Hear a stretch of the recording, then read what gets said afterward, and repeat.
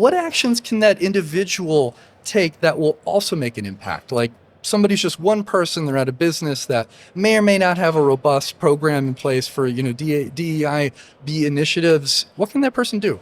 Yeah, we're definitely touching on that tomorrow.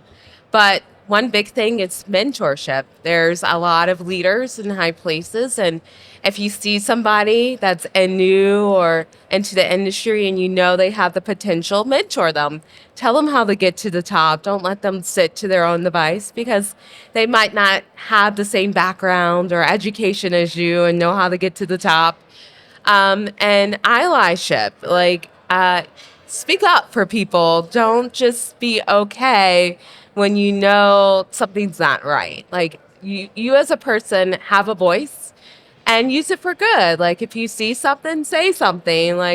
Hear that all the time on a New York subway. But yeah, it speaks for anything. Like speak up for people. Use your voice, especially if you're somebody of a higher power. Absolutely. I mean, there's a privilege in that where you might have a bigger voice in a moment and call out the BS. Like if you see somebody treating somebody badly, or if a program isn't structured right, or if you're, just if something doesn't feel right, especially if you are in that position where somebody might listen or you might have more voice, regardless of why, I think it's on all of us to take that moment and step back and say, okay, this isn't right or this isn't okay. And you can think about how you do that in the moment. Sometimes screaming and yelling in the situation might not be the right way to call out bad behavior. You bring in the management, you do everything else, you pull somebody aside. But I think it's the responsibility is on all of us, and it's situational as far as where we apply it. But I appreciate that. I think we all have to, call bad behavior out on the nose when we have the opportunity to do so.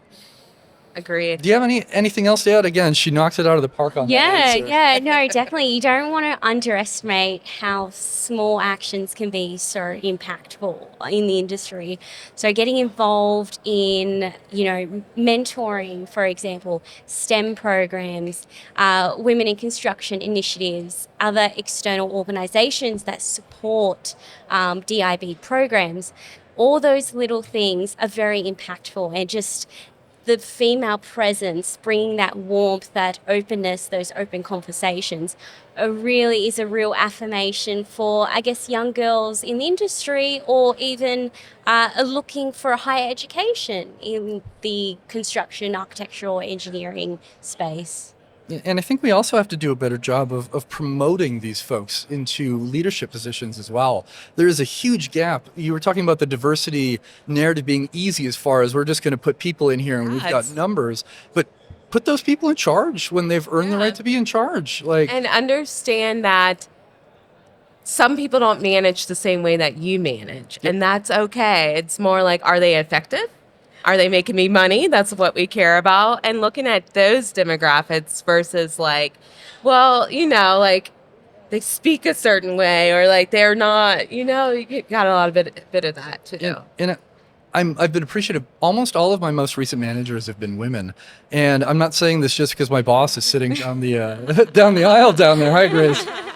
But it's been really refreshing for me because there's been just a different level of emotional intelligence at sometimes that have been brought to the table from a lot of the women that I've had the privilege of working under. Ali Scott also works for Autodesk. Kristen Silva, they're incredible leaders who have a different perspective from some of the opportunities that I've had in the past as far as leadership. And I just remember one of the first times I ever sat in a room with a leader, and Ali might be out here somewhere too. Ali, if you're around, hi.